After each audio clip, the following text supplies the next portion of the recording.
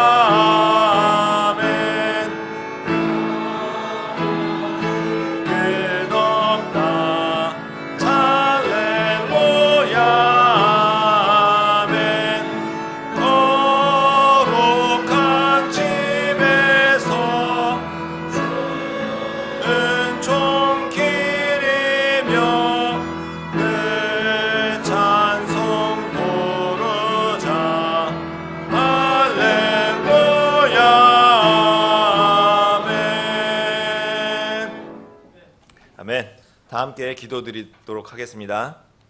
아버지 하나님 감사합니다. 오늘도 주님의 은혜로 이 자리에서 주님께 예배드릴 수 있음에 감사드립니다. 지난 한 주간 살아온 과정이 주님의 은혜임을 고백합니다. 세상 속에서 주님의 명령을 따르기 위해 영적 전쟁을 하며 싸워온 고개 숙인 자녀들에게 풍성한 위로와 은혜를 주시기를 원합니다. 세상 역사의 주관자이신 주님의 계획이 한치의 오차도 없이 역사 속에서 성취되었고 또 앞으로도 성취될 것을 기대와 두려움으로 바라봅니다. 주님의 영광스러운 구원 계획에 머리 숙인 우리 지체 모두가 주님께 잘 쓰임받을 수 있도록 인도하여 주시옵소서. 그리하여 주님께 회개보고하기 위해 그리스도의 심판석 앞에 섰을 때 부끄럽지 않고 기쁨으로 회개보고하기를 원하오니 주님 그렇게 살 수 있도록 도와주시옵소서. 세상에 대한 모든 염려와 관심을 모두 내려놓고 이 시간 오직 우리 중에 함께 계시는 임마누엘의 주님께 집중하기를 원하오니 여기 모인 자들에게 어린아이와 같은 믿음을 허락하여 주시옵소서. 이 시간 말씀을 선포하기 위해 주께서 단위에 세우신 주의 종의 마음을 담대하게 하시고 말씀을 받는 지체들의 마음밭을 옥토가 되게 해주셔서 받은 말씀이 마음판에 잘 심기고 자라게 하여 주시옵소서. 주님께서 주신 말씀을 따라 이 땅에서 우리에게 허락하신 시간을 우리가 마침내 살아간 후에 주님 앞에 풍성한 열매의 회개보고할 수 있기를 진정으로 소망합니다. 다시 오셔서 공중에서 우리를 부르실 거룩하신 예수 그리스도의 존귀하신 이름으로 기도드립니다. 아멘. 모두 앉아주시기 바랍니다. 찬송가 44장 함께 찬양 드린 후에 헌물 드리도록 하겠습니다.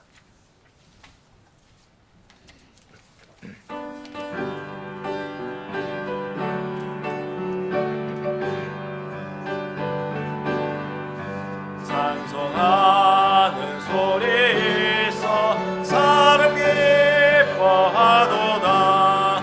하늘 아버지의 이름 거룩거룩합니다. 천하 사람 찬양하자.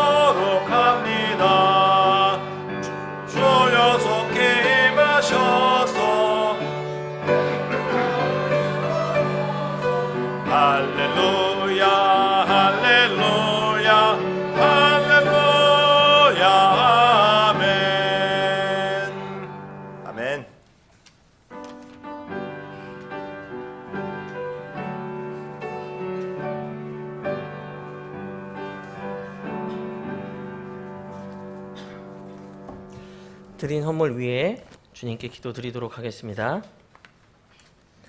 사랑과 자비가 풍성하신 하나님 아버지, 은혜와 사랑에 감사를 드립니다. 오늘도 한몸된 지체들과 함께 모여서 주님께 경배드리고 귀한 말씀의 양식을 나눌 수 있는 시간을 허락하여 주셔서 너무나도 감사드립니다. 지난 한 주간뿐만 아니라 우리가 이 험난한 광야 같은 인생길을 걸어가면서 주님께서 지체들의 머리카락까지 세시고 그들을 막대기로 인도하여 주시는 주님께 또한 감사와 찬양을 올려드립니다.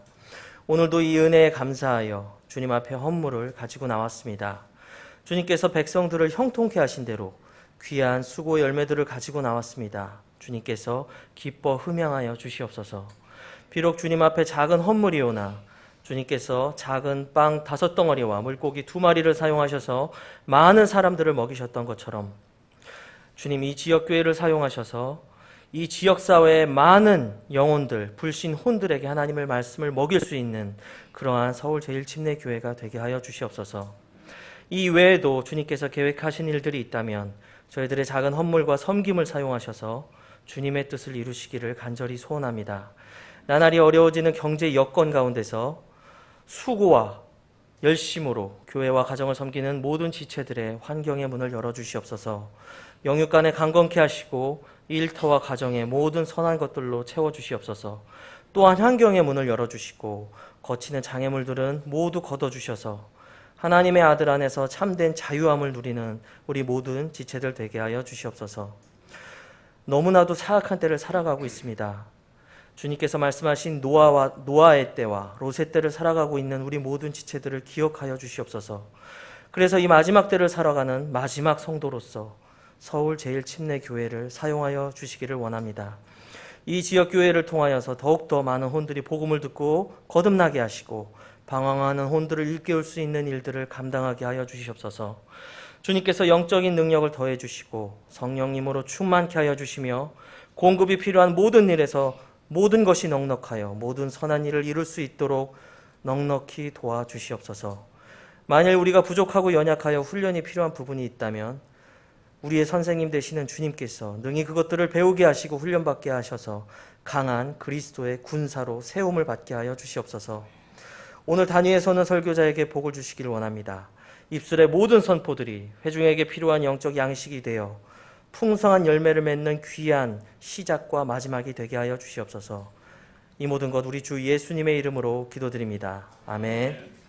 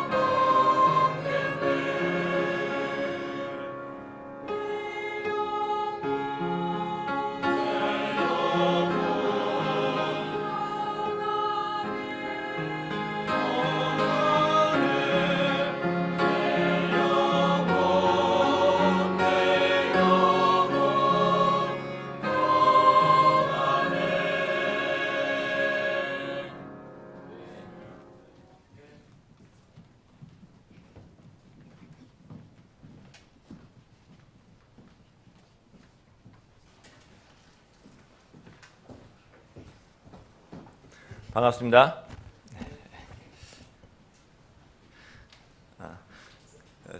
날씨가 이제 점점 좋아지는데 주님 예배를 선택하셔서 이 자리에서 주님 앞에 예배드리는 주님의 지체 여러분들 환영드립니다.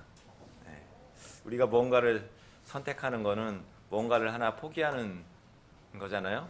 그래서 우리가 값진 거를 주님의 일을 위해 포기할 때 그만큼의 값어치를 주님께 영광 돌림을 믿습니다. 주님의 일에 우선순위를 두시기를 권면합니다. 우리 그 주보 뒤에 있는 광고 함께 보시기 바랍니다. 첫 번째 광고, 아까 말씀드렸듯이 교회 모든 공예배 모임에 신실하게 참석해 주시기를 바랍니다. 두 번째입니다. 중국에서 선교하시는 김다니엘 목사님 현재 무사히 잘 도착했습니다. 선교사님을 위해 물질과 기도로 헌신해 주신 주님께 감사드리고 계속해서 안전하게 잘 사역할 수 있도록 기도 부탁드립니다.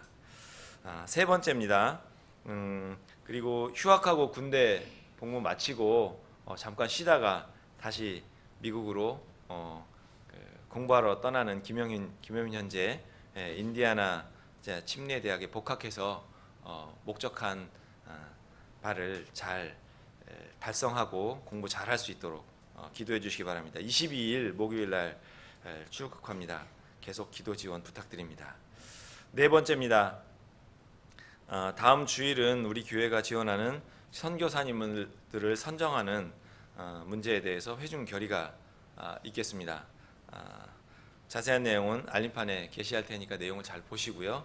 다음 주에 다 결의하는 일에 참여할 수 있도록 하겠습니다. 성경 합독하도록 하겠습니다. 시작. 원수 갚는 일과 보복하는 일은 내게 속하였으니 그들의 발이 정한 때에 미끄러지리라. 그들의 재앙의 날이 가까우므로 그들에게 닥칠 일들이 속히 일어나리라. 신명기 32장 35절 말씀입니다. 아멘.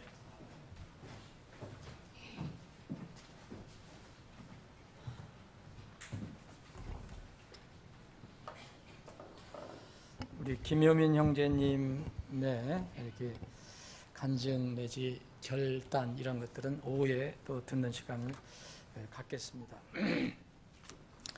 자, 오늘 우리 인사하기 전에 처음 우리와 함께 예배드리는 가정을 잠깐 소개해드리겠습니다. 우리 여기 가까운 풍무동에 사시는 전미영 자매님, 정민이 어디 계시죠? 네네, 예.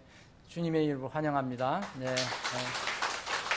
아드님하고 여러분들 격려해 주시고 교제해 주시기 바랍니다. 다 같이 일어나시기 바랍니다. 그래서 사랑의 인사를 나누는 시간 갖겠습니다. 194장 통일찬송가 194장 우리를 죄에서 구하시려 1절 힘차게 부르신 뒤에 함께 인사 나누시겠습니다.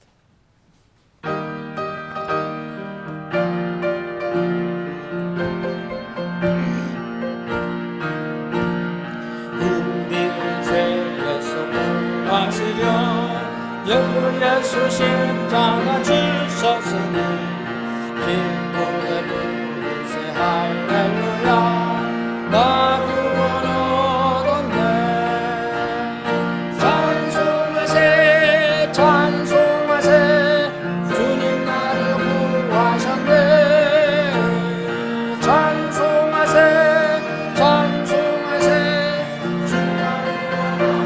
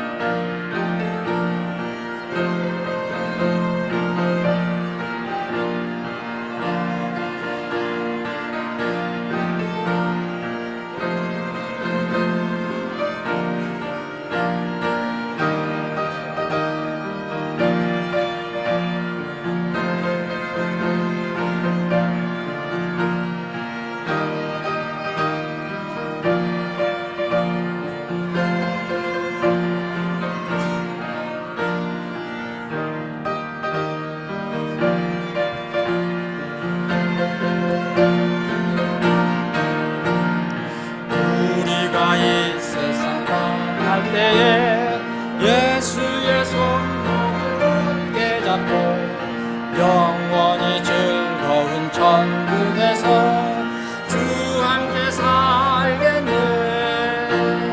찬송하세 찬송하세 주님 나를 구하셨네. 찬송하세 찬송하세 주가 구원하셨네.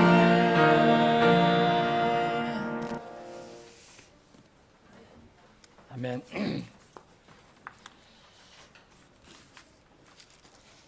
사랑하는 여러분, 지금 평안하십니까? 우리 찬양대가 이렇게 찬양을 올린 것처럼 내 마음이 평안해야 합니다. 그래서 혹시 오늘 이제 같이 예배 드리시면서 또 말씀을 나누실 때 내 평안을 다시 한번 확인할 수 있는 시간, 또 아직 평안에 대해서 확신이 없는 분은 오늘 말씀을 통해서 평안을 얻으시는 그런 시간이 됐으면 좋겠습니다. 자, 오늘 말씀은 큰 어떤 이야기 그런 것을 우리가 읽지 않고 주제를 여러분들이 기억하는 그런 말씀을 읽겠습니다. 구약의 한 구절, 그리고 신약에 여러분들과 함께 읽는 구절 말씀드리겠습니다. 구약에는 이사야서 44장 6절 말씀을 제가 봉독하고, 이제 신약에서는 여러분들과 함께 읽겠습니다. 신약은 계시록 1장입니다. 자, 이사야서 44장 6절에 이스라엘의 왕인 주, 곧 그의 구속자인 만군의 주가 이같이 말하노라. 나는 처음이요 나는 마지막이라. 나 외에는 다른 신이 없느니라는데 하나님이 없느니라. 네. 자, 요한계시록 1장을 보겠습니다. 요한계시록 1장. 성경의 마지막 장입니다. 요한계시록 1장.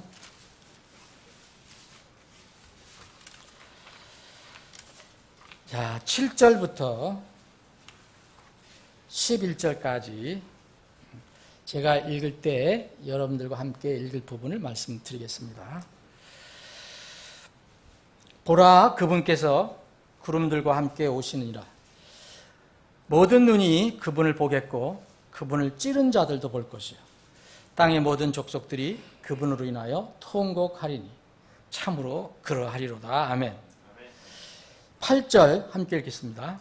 지금도 계시고 전에도 계셨고 앞으로 오실 주 곧 전능자께서 이르시되 나는 알파와 오메가요 시작과 끝마침이라 하시더라. 제가 읽겠습니다. 나 요한은 또한 너의 형제요 환난과 예수 그리스도의 왕국과 인내에 동참하는 자라.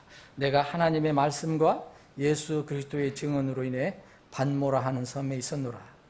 내가 주의 날에 성령 안에 있을 때에 내 뒤에서 나팔소리 같은 큰 음성을 들으니 11절은 함께 봉독합니다.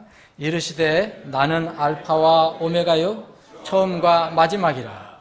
내가 보는 것을 책에 기록하여 아시아에 있는 7교회 곧 에베소, 서모나, 버가모, 두아디라, 사데, 빌라델피아, 라오디게아 교회에게 보내라 하시더라. 아멘.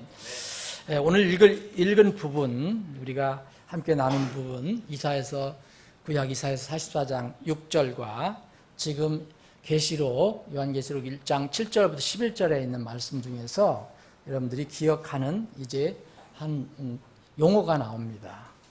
그것은 이제 오메가와 이 알파 오메가와 처음과 시작과 또 시작과 마지막, 이런 용어가 나옵니다. 이 용어는 바로 우리 주님에 관한 용어입니다. 구약에서는 여호와 하나님에 관한 용어로 쓰셨고 또 신약에서는 하나님이신 예수 그리스도에 관해서 이 용어를 사용했습니다. 그래서 구약에서 이사야서 44장 6절에 있는 처음이요 마지막이다, 하나님께서 그렇게 아버지께서 말씀하셨고, 또 신약에서는 알파 오메가, 또 시작과 끝마침, 그리고 알파와 오메가, 처음과 마지막이라고 예수님께서 말씀하셨습니다. 이 명칭은 왜 중요한가? 이 부분을 가지고 여러분은 오메가, 끝마침, 마지막은 있는가라는 제목으로 오늘 말씀을 나누겠습니다. 아버지 하나님, 오늘도 우리가 하나님의 집에 모여서 구원받은 기쁨, 감격, 감사로 주님을 경배하고 찬양할 수 있도록 이런 귀한 기회를 허락해 주심을 감사합니다. 특별히 또 이 시간에 생명의 양식, 말씀을 공급해 주심을 감사합니다. 우리는 말씀을 읽고 들을 때, 그리고 나눌 때 마음의 무릎을 말씀 앞에 꿇어야 함을 압니다. 이 시간에도 우리의 생각과 뜻을 다 내려놓고 오직 주의 말씀, 주의 뜻에 복종하고 순종하는 저희들이 되게 해 주시옵소서. 거룩하신 예수님의 이름으로 기도합니다. 아멘. 여러분들이 이제 이렇게 주일마다 말씀을 나눌 때 준비하는 저는 이렇게 우연히 이렇게 책장 하나 넘겨서 오늘 이거 하고 다음에는 이거 하고 그러는 건 아닙니다. 하나님께서 그동안에 여러 가지 상황, 아니면은 들은 거, 교제한 거, 나눈 거, 또 제가 기도하면서 생각하는 것, 여러 가지 하나님께서 저에게 이렇게 환경을 허락해 주셨을 때 거기서 어떤 느낌과 하나님께서 주시는 감동, 이런 것을 통해서 이제 말씀을 준비하는 것입니다. 그래서 성령께서 우리가 가장 적절한 시간에 적절한 주제를 나눌 수 있는 것은 사람이 정하는 게 아니고 성령 하나님께서 정해 주시는 거라고 생각합니다. 각 교회, 지역교회마다 필요한 말씀이 그때마다, 오늘 이 말씀이 다른 교회에 꼭 필요한 게 아니고 오늘 이 말씀은 우리 모임에 꼭 필요한 말씀이라고 저는 하나님께서 그렇게 주신 것이라고 믿기 때문에 여러분들과 함께 나누는 것입니다. 세상 사람들이 생각하는 것과 성경에서 가르치는 것은 많이 다릅니다. 지난번 우리가 여름 모임을 갖고 난 뒤에 하나님께서 저에게 뭔가 이렇게 느끼게 하시고 상기시켜 주신 것이 있어서 여러분들하고 나누고 싶은 생각이 들었습니다. 그것은 하나님께서 주신 말씀과 세상에서 이야기하는 것과는 다르다는 것을 우리가 알게 됩니다. 세상에서는 어떤 사람도 영원히 살지 못한다는 것을 알기 때문에 자신의 끝, 인생의 끝은 죽음이라고 생각합니다. 하나님을 믿든 안 믿든 다 죽음을 부인하는 사람은 아무도 없습니다. 마지막 자기가 갈 장소는 그래서 무덤이라고 생각을 합니다. 아니면은 조금 더 영적인 사람은 막연하게 무덤 넘어 어떤 상상하는 곳이 있다고 생각할 것입니다. 그러나 성경은 모든 사람의 육체의 죽음이 끝이 아니고 그 죽음부터 또 다른 세계의 삶이 시작된다고 매우 강력하게, 그리고 매우 분명하게, 그리고 매우 반복적으로 계시를 해주고 있습니다. 하나님의 여러 가지 이 전지전능하신 하나님, 우리 눈에 지금 보일 수는 없지만 이 하나님이 여러 가지 하나님에 관한 이 어떤 명칭이나 수식어를 우리에게 성경을 통해서 알려주셨는데 그 중에 하나가 바로 우리가 오늘 살펴본 그런 하나님의 명칭입니다. 이사야 대언자가 하나님의 감동을 받고 쓴 글에서 하나님께서 스스로 뭐라 하시냐면 나는 이스라엘의 왕이다. 그리고 이스라엘을 구속하신 만군의 주다. 나는 처음이며 또 마지막이다라고 그렇게 말씀하십니다. 그리고 이제 요한계시록의 성경의 마지막 계시에서는 이것을 반복해서 얘기합니다. 알파와 오메가, 시작과 끝마침, 시작과 끝, 그리고 처음과 마지막이라고 주님께서 표현하고 계십니다.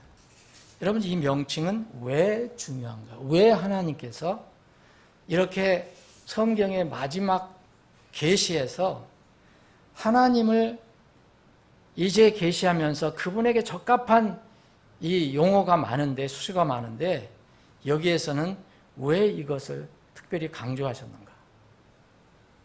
이 알파와 오메가라는 것은 이 신약 성경이 쓰여진 언어가 헬라어, 그리스어였기 때문에 그리스어의 철자, 첫 번째 철자가 알파고 마지막 철자가 오메가입니다.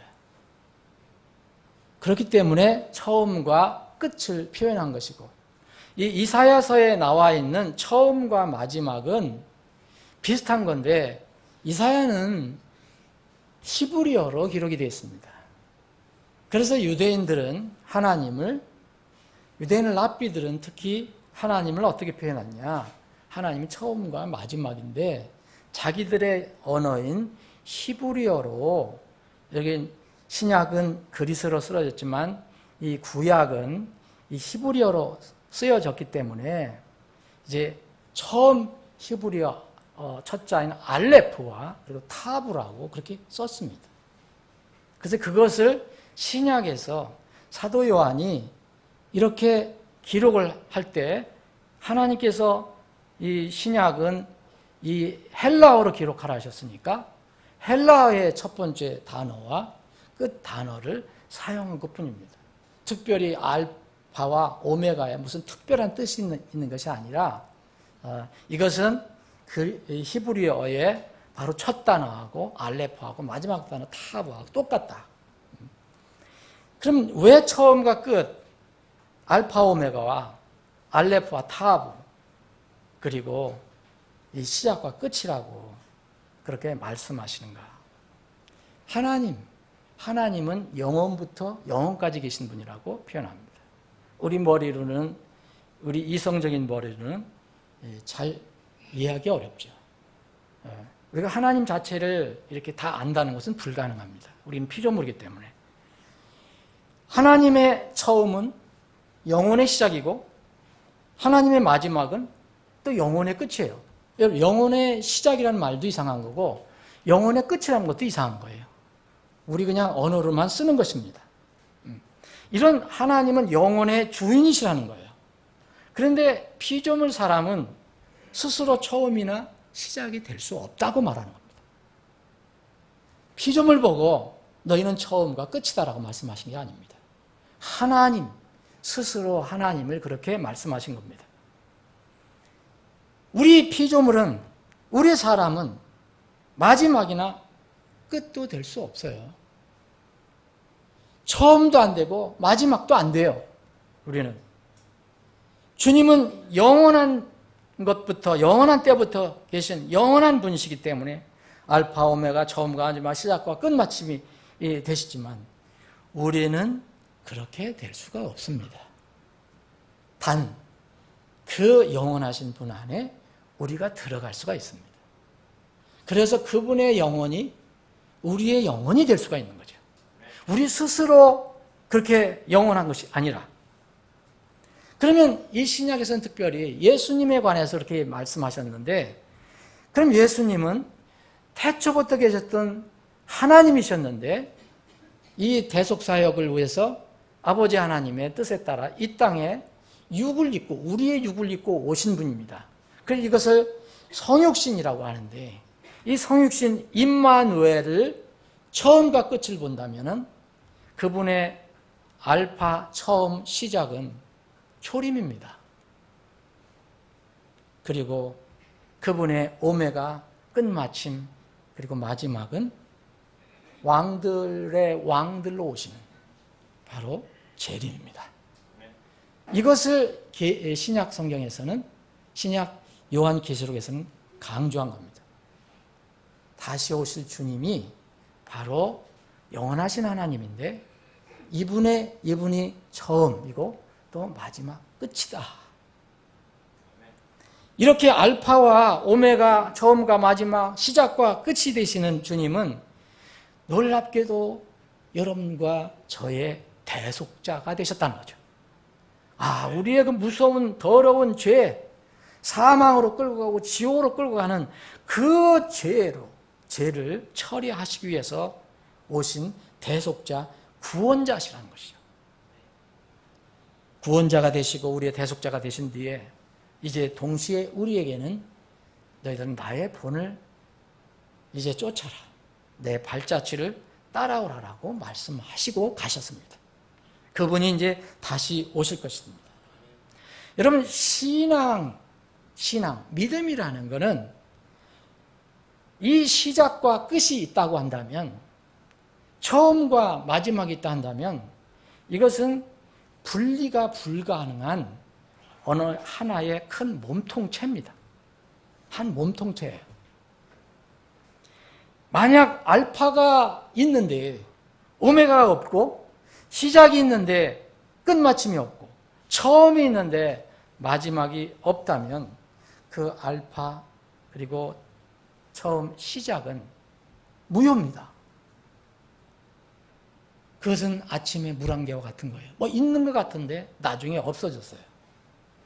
여러분, 사람의 출산에 비유하면 사산한 거예요.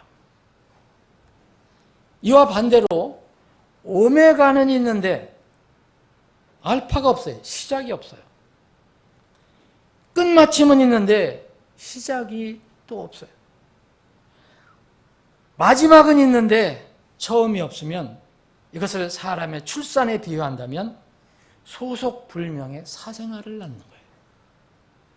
소속불명의 사생아. 그리고 정체불명의 머리가 없는 사람이 아닌 괴물을 낳는 것과 똑같은 거예요. 주님께서 왜 나는 알파 오메가, 시작과 끝마침, 처음과 마지막이라고 강조하셨을까? 우리는 그분을 향한 믿음을 가지고 있어요. 우리는 피조물이에요. 우리는 창조주가 될 수 없어요. 창조주가 준비하신 것을 얻고 누리는 것뿐입니다. 우리의 처음과 마지막은 결코 분리가 불가능합니다. 우리 거듭난 자녀들은 세상 사람들 눈에 알파, 우리가 믿지 않는 세상 사람들의 눈에 우리를 알파 오메가로 보고 처음과 마지막, 시작과 끝이 있는 사람들로, 주님의 어떤 작은 모형으로 그들 눈에 비칠 수 있습니다. 불신 세상 사람들은 자신은 믿지 않으면서도 신자들이 당연히 주님의 본을 따를 것이라고 생각을 합니다. 주님의 발자취를 따를 것이라고 생각을 합니다. 신자가 주님의 본을 따르고 발자취를 따라가는 것은 주님의 알파 오메가, 시작과 끝마침, 처음과 마지막을 따르는 것과 똑같은 것입니다. 바로 이것이 뭐냐면 마지막 주님께서 재림하셨을 때의 심판 때의 기준이 되는 것입니다. 이걸 기준으로 해서 착하고 신실한 종인지 아닌지를 판단하실 것입니다. 성경에 보면은 많은 사람들이 주님을 만나고 떠나고, 또 주님을 이렇게 대적하고 공격하고, 또 주님에 대해서 무관심하고, 이 공생의 사역하실 때, 그리고 또 그 제자들을 통해서 복음을 전하라고 하셨을 때도 그 제자들을 향해서 똑같이 그렇게 대합니다. 어떤 사람은 긍정적으로 대하고, 어떤 사람은 공격을 하고, 어떤 사람은 무관심하고, 이런 사람들의 심리를 주님께서 성경에 많이 이렇게 기록해 놓으셨어요. 누가복음 14장에 보면 이제 이 잔치를 배설하고 초청을 합니다. 누구든지 와서 먹어라. 누구든지 잔치에 참여하라. 그런데 성경은 이렇게 얘기합니다. 그들은 다 하나같이 변명하기 시작하여 그랬어요. 다 변명하기 시작하여. 이제 주인이 이 만들어 놓은, 다 준비해 놓은 잔치에 와서 초청만 받고 믿음으로 와서 참여하고 먹기만 하면 되는데 웬일인지 다 똑같이 변명을 시작한다고 성경이 기록하고 있습니다. 그러면서 여기에 보면은 이 세 사람이 이 사례가 나오는데, 이 어떤 사람은 이렇게 얘기합니다. 첫 번째, 두 번째 초청받은 사람은 변명하면서 나는 거기에 가지 못하니까 나를 이해해달라, 나를 용서해달라, 아주 미안하다. 영어로 말하면 excuse me입니다. 나는 이렇게 해서 못 가니까 용서해달라라고 아주 정중하게 이야기를 합니다. 또 마태복음 22장에 비슷한 말씀이 나오는데 여기에는 이렇게 얘기합니다. 그들이 그것을 가볍게 여기고 자기 길로 가되 하나는 자기 농장으로 가고 다른 하나는 장사로 가더라. 여러분, 이것이 이 세상 사람들이 하나님을 대하는 태도, 하나님의 말씀을 대하는 태도, 복음을 대하는 태도입니다. 세상에는 정말 이유와 사정과 핑계가 많습니다. 여러분들 스스로 한번 살펴보십시오. 무슨 일을 할 때 얼마나 핑계가 많은지, 이유가 많은지, 사정이 그렇게도 많은지. 지금과 같이 복잡해진 이런 세상에서 여러분 어찌 이유가 없겠어요? 세상이 너무 복잡하잖아요. 다 이유가 있고 사정이 있고 핑계가 있습니다. 없을 수가 없습니다. 그런데 여러분, 오늘 누가복음 14장이나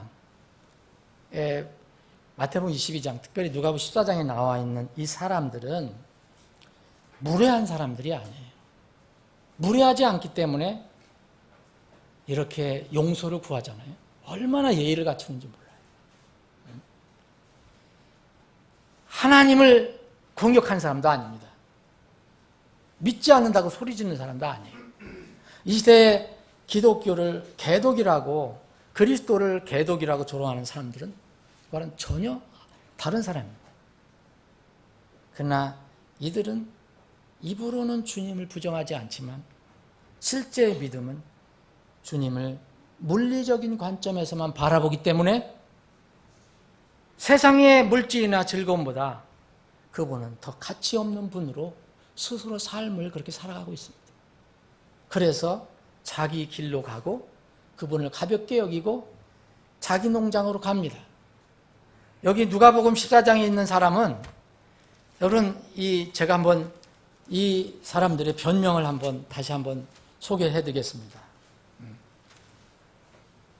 이 누가복음 14장에 있는 이 변명하는 사람들은 뭐라 하냐면, 첫째 사람은 내가 땅을 샀다.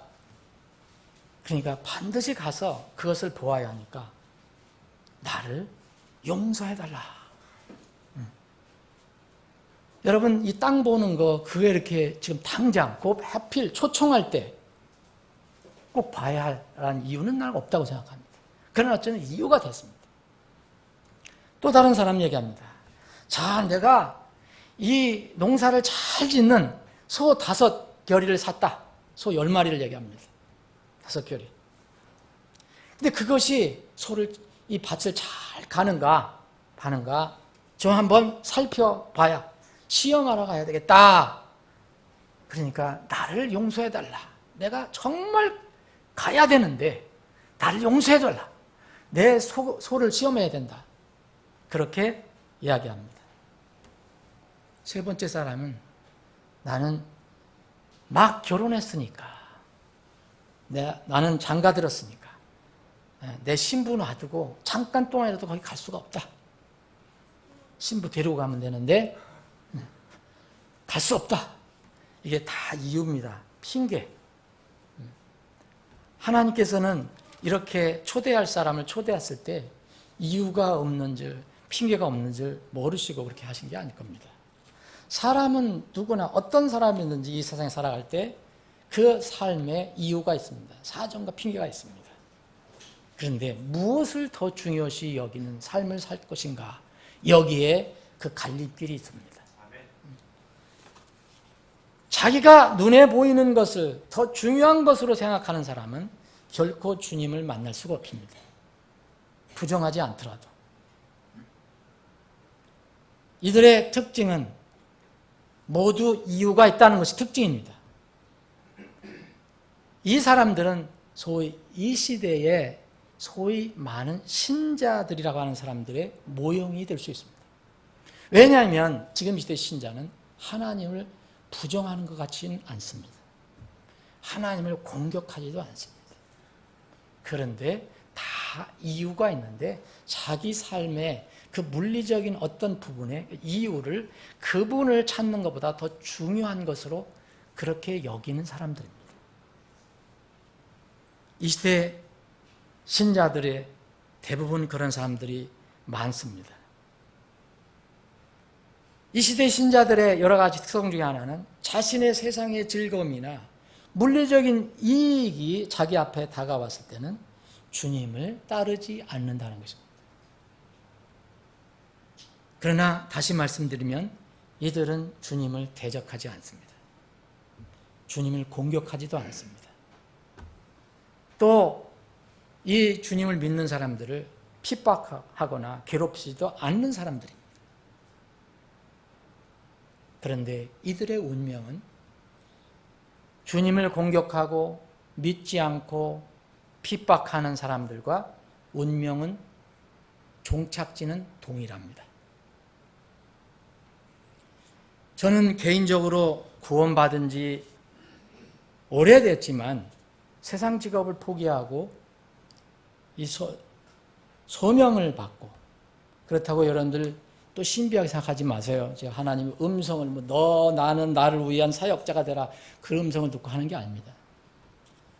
가마 감동이 있으면 그걸 피할 수 없었기 때문에 제가 전임 사역자로 이제 손을 들고 나왔습니다. 전임 사역자로 일하게 된 것이 올해 이제 21년째인데 목회하면서 느끼고 깨달은 것이 엄청나게 많습니다. 제가 일반 성도로 있을 때보다 목회하면서 깨달은 것이 참 많습니다. 복음을 전하면서 깨달은 게 많습니다. 여러 가지가 있지만 그 중에 하나가 늘 저를 때만 되면은 저를 찾아와서 뭐랄까 힘들게 하는 하나의 주제가 있습니다. 저희 마음속에 맴도는 영적인 주제가 하나 있습니다. 그것이 바로 오늘 우리가 나누는 처음과 마지막이라는 주제입니다. 시작과 끝마침의 주제입니다. 알파와 오메가의 주제입니다. 교회 다니는 소위 기독교인들은 많은데 거듭난 하나님의 자녀들은 진실로 적은 세상입니다. 우리가 섬기는 우리 교회만 생각하더라도 처음 신앙 고백한 우리 교회를 통해서 어쨌든 우리 교회 와서 하든 여러분들이 전했던 제가 전했던 우리 교회를 통해서 신앙 고백한 사람들이 진정한 처음과 끝, 시작과 또 마지막이 있다면, 알파와 오메가가 있었다면 지금 우리 교회는 대형 교회가 되었을 것입니다. 대형 교회는 안 되더라도 최소한 중형 교회는 되었을 것입니다. 그러나 그렇게 신앙 고백한 사람들이 다 지금 어디에 있는지는 저는 모르겠습니다. 그 혼들의 마지막과 끝마침의 장소는 어디일까요? 저는 이런 분들을 다 구원받지 못한 사람이라고 말하는 게 아닙니다. 저는 그분들의 마지막, 그분들의 오메가, 그분들의 끝마침에 대해서 안타까운 마음을 가지고 있는 것뿐입니다. 여러분, 이 사람은 누구나 인생에 어떤 경험이 있습니다. 저는 저의 개인의 인생론을 형성하는데 어린 시절의 추억이나 경험이 많은 영향을 주었다고 생각합니다. 모든 사람이 다 그런 것은 아니겠지요. 근데 저는 그렇습니다.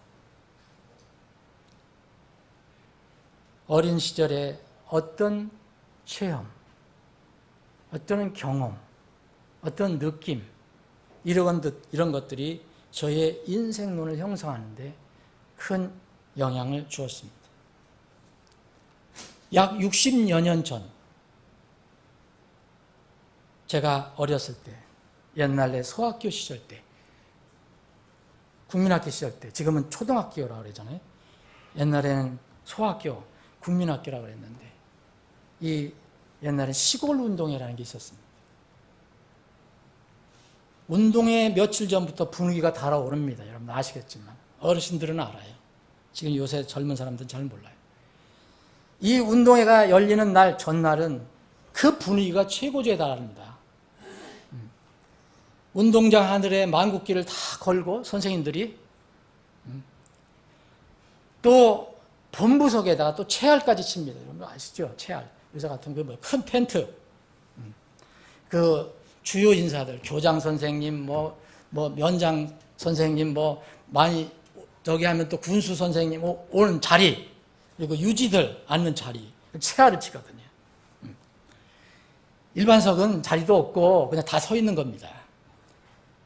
당시에는 여러분 놀이가 정말 없었던 시절이에요. 요새는 아이들이 무슨 얼마나 놀이가 많습니다. 게임에 빠져가서 큰 문제가 일어나잖아요. 당시는 놀이가 정말 없었어요. 만만치 않은 시절이에요. 그러니까 1년에 한 번 이 가을 운동회가 열리면 온 동네가 잔치예요. 학생이 있는 가족뿐만 아니라 학생이 없는 다 온 동네 가족이 다 총출동합니다. 제 기억이 생생합니다. 우리 동네뿐만 아니라 우리 동네는 바로 교회하고 붙었던 동네예요. 그런데 우리 동네뿐만 아니라 그 인근 모든 동네, 저 골짜기에 있는 동네도 다 모입니다. 거기에는 이 소학교가 하나밖에 없었으니까. 정말 큰 잔치입니다. 그런데 지금도 기억에 지워지지 않는 것은 전날과 그날 아침의 분위기, 그리고 운동회가 끝나는 파장 분위기. 이때 그 감정, 그 느낌이, 어렸을 때 느꼈던 느낌이 지금 60여 년이 지났는데도 생생하게 그대로 남아 있습니다. 여러분, 이런 분위기는 이제 그 소학교 다닐 때, 국민학교 다닐 때 봄, 가을 두 번 있는 소풍 때도 비슷했어요. 소풍 전날부터 분위기가 들뜹니다.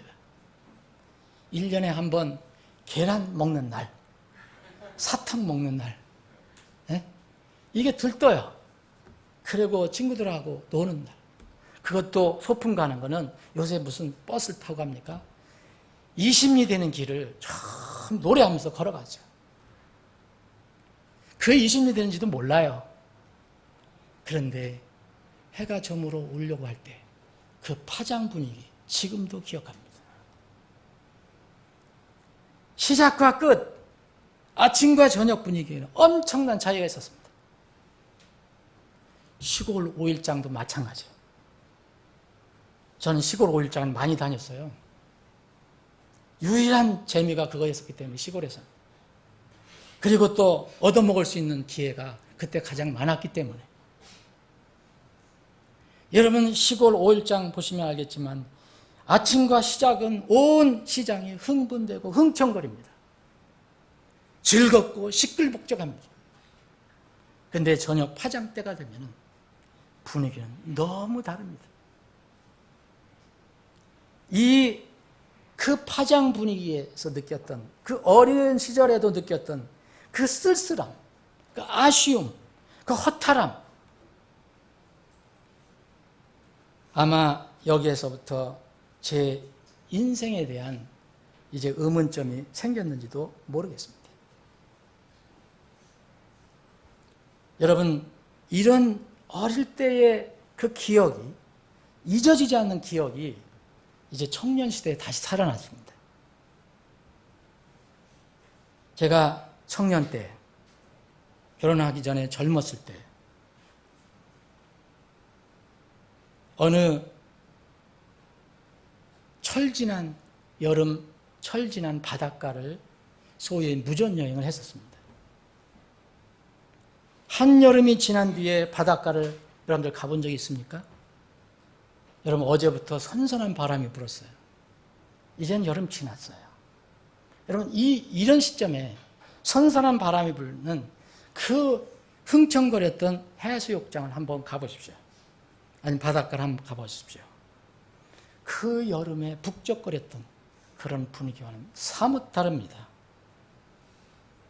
학생 때 저는 되지도 않는 소위 문학을 한답시고 8월 말쯤에 남해안 어느 바닷가를 가서 하룻밤을 묵은 적이 있습니다. 지금 해고해보면 그거 아무 쓸데없는 일을 하고 다녔던 거예요. 무슨 문학을 한다고 지금 생각하면 좀 우습기도 하고 인생의 문제를 내가 다 짊어지고 가는 것처럼. 그런데 그것이 문학이면서 동시에 철학적인 문제였던 게 아니었나 생각해 보는데 인생이 무엇인가? 인생의 본질이 무엇인가? 아마 이런 생각을 했던 것 같습니다. 그런데 그날 밤에 정말 놀랍게도 저는 그렇게 사람이 없는 줄 몰랐어요. 저 외에는 한 사람도 없었어요. 그 유명한 바닷가에 9월이 가까울 때 8월 말 정확한 기억은 언제인지 모르겠어요. 민박을 했는데 한 사람이 없었어요. 그런데 거기서 하룻밤을 묵었습니다. 그런데 잠을 자지 못했습니다. 이유는 이겁니다. 밤새도록 파도 소리가 밀려오는데 바로 옆에서 잤기 때문에 그 민박집에 잤는데 잠을 못 이뤘어요. 젊었을 때 뒤척였어요. 여러분 그때 지금부터 약 50년 전 일인데 그때 쓸쓸함과 적막감은 아직도 뇌리에 생생합니다. 어렸을 때 그 운동회 때 느꼈던 그 파장 분위기, 시골장에서 느꼈던 파장 분위기, 그거를 느꼈어요. 그 청년 때 다시 살아난 거예요. 그런데 제가 전임 사역자로서 이 복음을 전하면서 이런 느낌을 또 갖기 시작한 거예요. 이 어린 시절에 지울 수 없는 그런 느낌, 청년 시절에 지울 수 없는 그 느낌, 경험, 사역자로 일을 할 때 일이 살아났을 때 흠칫했습니다. 저는 이거를 지우고 싶었는데 제일 먼저 이런 아픈 그런 추억을 되살리게 한 것이 하나님의 말씀이었어요. 요한복음 6장을 한번 보겠습니다.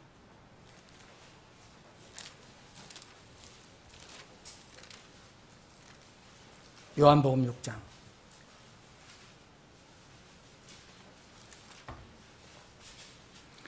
요한복음 6장 63절부터 제가 몇 절 읽겠습니다. 살리는 것은 영이니 육은 아무것도 유익하게 하지 못하느니라. 내가 너희에게 이르는 말들은 곧 영이요 생명이니라.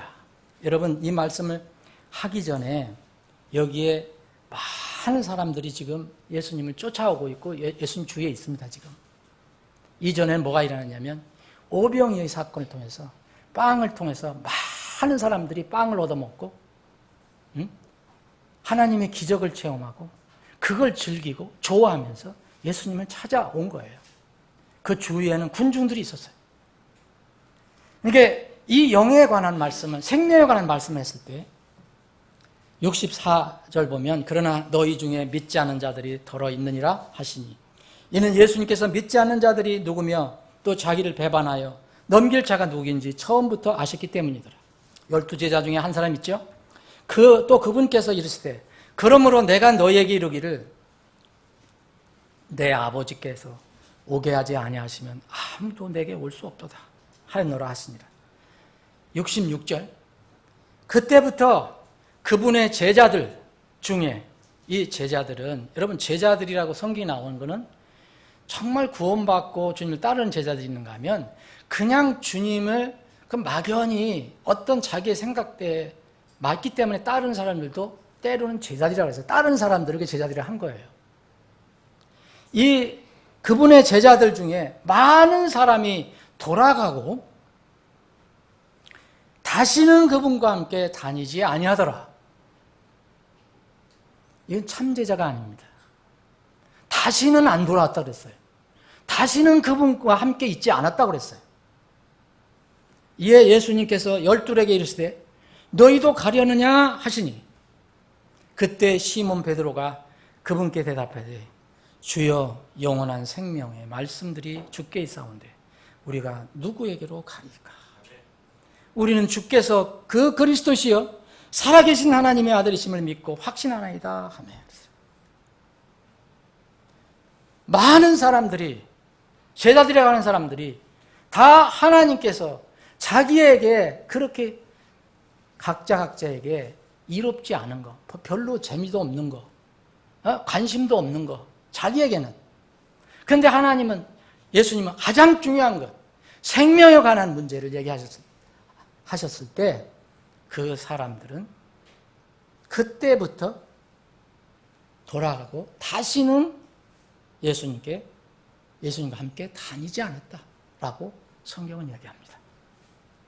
저는 이 요한복음 6장을 읽을 때 언젠가 이것을 읽을 때 처음에 느꼈던 것이 바로 그런 느낌이었어요.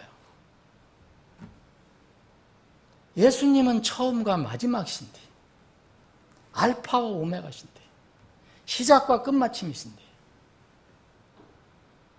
알레프와 탑인데 끝이 없는 사람들. 이걸 어떻게 이해해야 될까? 여러분, 저는 여러분들 오해 안 하셨으면 좋겠습니다. 이런 것을 느낌을 제가 개인적으로 받을 때는 언제 있느냐 하면은 1년에 한 번 있는 여름 수련회 때입니다. 왜 그런지 아십니까? 주일날 아침, 저녁 끝날 때 그런 느낌 전혀 없습니다. 어떤 우리가 특별 행사를 하잖아요. 전도 집회를 하거나 강사 초청할 때 그런 행사 없습니다. 오히려 이럴 때는 안도가 되고 감사와 뿌듯함이 있어요. 저녁에. 그런데 묘하게 여름 수련회에 모일 때는 이런 느낌을 지울 수가 없는 거예요. 여러분들이 마지막 시간까지 안 계셨다고 해서 여러분들을 그렇게 뭐라고 하는 게 아니에요. 이거는. 그게 아니라 여러분, 우리가 주님 앞에 모일 때는 끝이 있어야 된다는 거예요.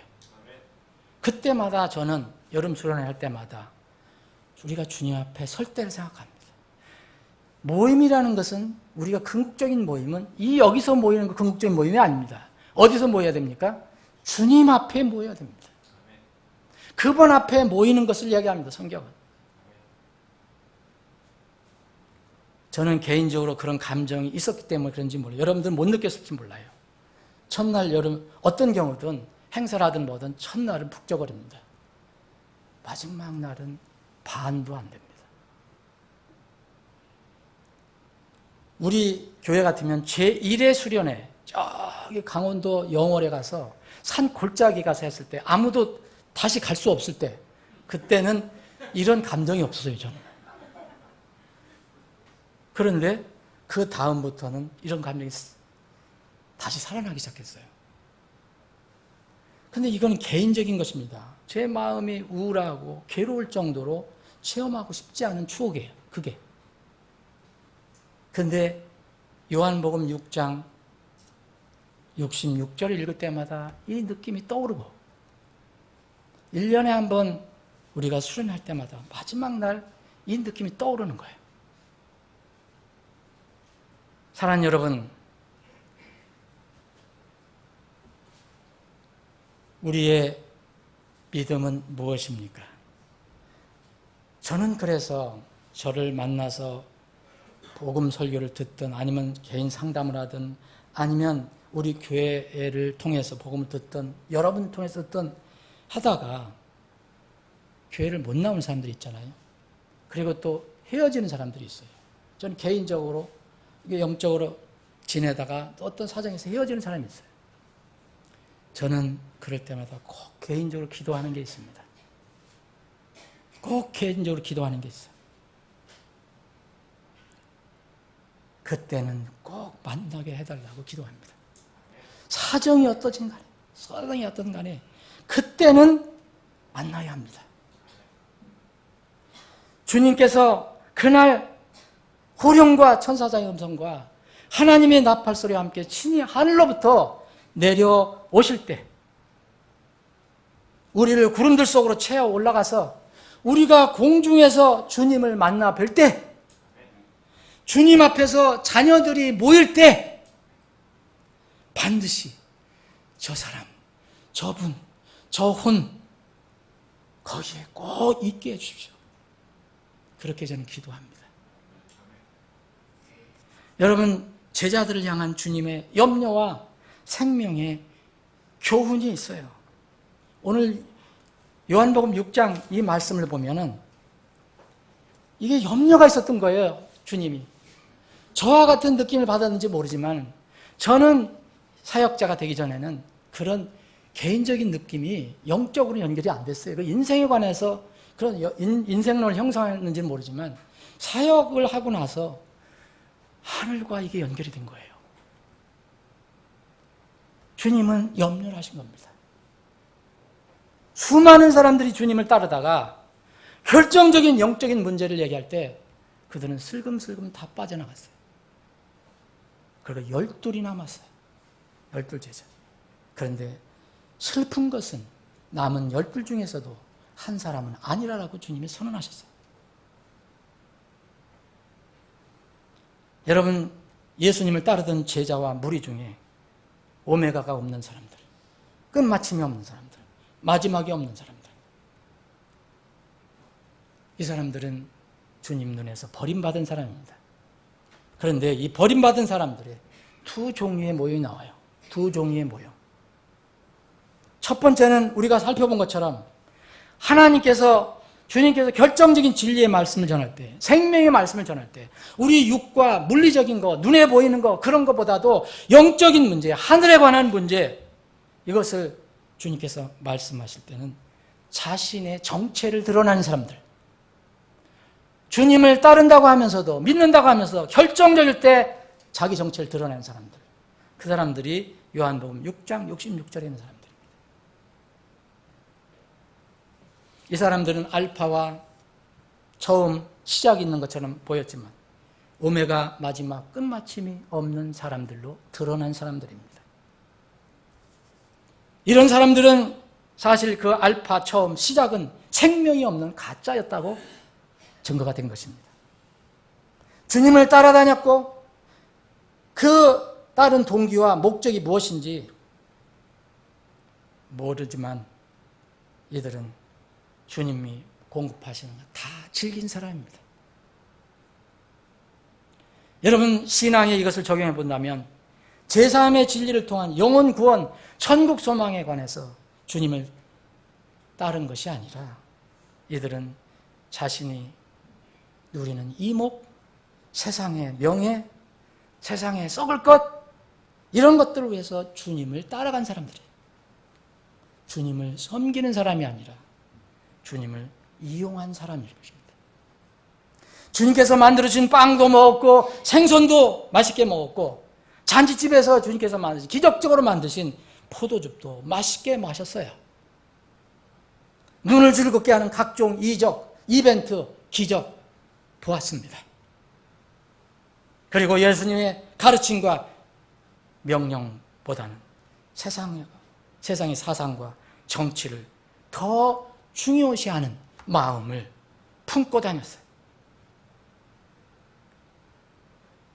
어떠하든 이들은 모두 예수님과 그분의 말씀이 믿음의 유일한 대상이 아니라 자신의 생각과 자신의 인생의 어떤 목표를 위해서 예수님을 따르고 또 이른바 기독교를 믿었던 사람들입니다. 이런 사람들은 자신의 영적인 끝마침 마지막이 없는 사람입니다. 우리의 영적인 끝마침 마지막은 주님 앞에 서는 것입니다. 주님과 함께 있는 것입니다. 그런데 이 사람들은 주님으로부터 떠나가고 다시는 돌아오지 않고 주님과 동행하지 않았다고 성경은 말하고 있습니다. 두 번째 사람은 주님의 결정적인 말씀할 때도 자신의 영적인 정체가 드러나지 않는 사람들입니다. 이런 부류의 사람은 전지하신 주님께서만 밝혀주셔야 합니다. 우리는 지상에서 모릅니다. 오늘 본문 말씀 보면, 우리가 이 요한복음 6장 말씀을 보면 예수님께서 그들에게 12제자가 너희들은 12이 있는데 다 믿는 것은 아니라고 얘기했습니다. 예수님께서 그들에게 응답하시되 내가 너희를 12를 택하지 아니하느냐? 그러나 너희 가운데 하나는 마귀니라 하시니라. 그분께서 시몬의 아들 가룟 유다를 가리켜 말씀하셨으니 그는 그 12 중에 하나로 그분을 배반하여 넘겨줄 자더라. 여러분 요한복음 13장에 보면 이 제자들이, 다른 제자들이 가룟 유다의 정체를 모릅니다. 끝까지 모릅니다. 마지막 만찬 자리에서 빠져나갑니다. 그런데 어디에 가서 정체가 드러나냐? 감람산에서 칼을 들고 몽둥이를 들고 군인들을 예수님을 잡으러 오는 그 대장으로 올 때 거기서 정체가 드러납니다. 그 전까지는 제자들은 아무도 몰랐어요. 여러분, 구원받은 사람들이지만 우리는 지식의 한계가 있고 깨달음의 한계가 있어요. 우리가 이 세상에서 다 모릅니다. 그러나 주님은 다 아십니다. 그때는 바로 우리가 주님 앞에 설 때입니다. 사랑하는 여러분, 마지막 때 중에 마지막 때인 지금 우리가 모형 삼아서 살아가야 할 두 인물이 있어요. 수많은 인물들이 있지만 주님과 늘 동행하는 삶이 무엇인가? 표본이 되는 사람이 있습니다. 그 중에 하나가 에녹입니다. 창세기 4장 21절 24절 보면 이런 말씀이 있습니다. 에녹은 65년을 살며 무드셀라를 낳았고 무드셀라를 낳은 뒤 300년 동안 하나님과 함께 걸으며, 무드셀라를 낳은 뒤에 300년 동안 하나님과 함께 걸으며 아들, 딸을 낳았더라. 에녹의 전생에는 365년이었더라. 에녹이 하나님과 함께 걷더니 하나님께서 그를 데려가심으로 그가 더 이상 있지 아니하더라. 동행할 때 데려갔습니다. 노아가 또 있습니다. 창세기 6장 9절에 보면 노아는 의인 이후 그의 세대들 가운데 완전한 자더니 그가 하나님과 함께 걸었더라. 말씀을 정리하겠습니다. 여러분의 영적인 신분을 살펴봐야 합니다. 누가 살펴주지 않습니다. 여러분들 스스로 살펴봐야 합니다. 단순히 교회에 나오는 거, 그냥 내가 부모가 믿음이 가지고 있으니까, 그게 아닙니다. 주님께서 당시 주님을 따르던 사람들과 제자들을 염려하셔서 요한복음 6장을 우리에게 주신 것입니다. 저도 설교자로서 여러분의 영적인 신분에 대해 사실 염려가 있습니다. 모르기 때문에. 물론 우리가 실수할 수도 있고 완벽하게 삶을 살 수 없습니다. 구원받은 자녀라고 해도 우리가 어떻게 완벽한 삶을 살 수 있습니까? 어떻게 정말 티끌 하나도 없는 죄 없는 삶을 살 수 있어요? 그런데 분명한 것은 구원받은 사람이라면, 처음이 있는 사람이라면 마지막이 있다는 것입니다. 마지막은 예수님과 함께 만나서 처음이 시작됐으면 예수님과 함께 꼬린이 되는 것입니다. 그런데 그 마지막이 없는 삶이라면 지금부터 점검해 봐야 됩니다. 여러분, 자녀들은 하늘의 처소를 향해 나가지만 영화로운 몸이 되기까지는 지상에서는 여전히 육신을 입은 연약한 자녀들입니다. 그럼에도 불구하고 분명히 알파가 있으면 오메가 있어야 됩니다. 처음이 있으면 마지막이 있어야 돼요. 시작이 있으면 끝이 있어야 됩니다. 근데 이것을 우리는 지금 잘 모르는 것뿐입니다. 아무도 그것을 정확히 알 수가 없어요. 누가 그것을 판단할 수도 없어요. 사랑하는 여러분, 여러분의 신앙생활에서 나를 구원해 주신 주님보다 내가 결정적일 때 세상을 택하고 결정적일 때 내 육신의 것을 택하고 그러면은 그게 반복이 된다면 한번 점검해 봐야 됩니다. 한두 번 실수하는 걸 얘기한 게 아닙니다. 구원받았다고 고백하지만 한두 번 육신에 져서 실수하는 것이 아니고 항상 그렇게 택하고 항상 결정해서 이 사람들처럼 결정적일 때는 핑계를 대고 이유를 대고 세상 것을 더 추구하는 거라면 한번 살펴봐야 합니다. 왜냐하면 그런 사람은 생명이 없는 사람일 가능성이 아주 높기 때문입니다. 마지막 판단은 주님께서 하실 것입니다. 여러분, 저는 여러분들에 대한 어떤 책임이 하나 있습니다.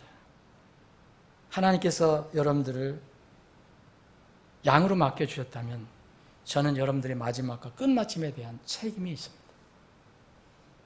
그 마지막에 대해서 저는 주님 앞에 가서 설명을 해야 될 겁니다. 만약 다른 방법은 제가 할 수 없습니다. 하나님 말씀을 그대로 전하지 않으면 저는 직무유기가 될 것입니다.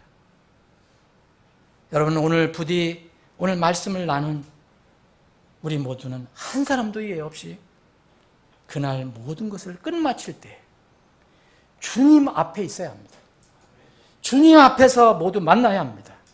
그 주님 앞이 거기가 여러분들의 오메가가 되어야 되고 여러분이 끝마침이 되어야 되고 여러분이 마지막이 되어야 합니다. 그렇게 되기를 정말 주님의 이름으로 간절히 축원합니다. 기도하시겠습니다.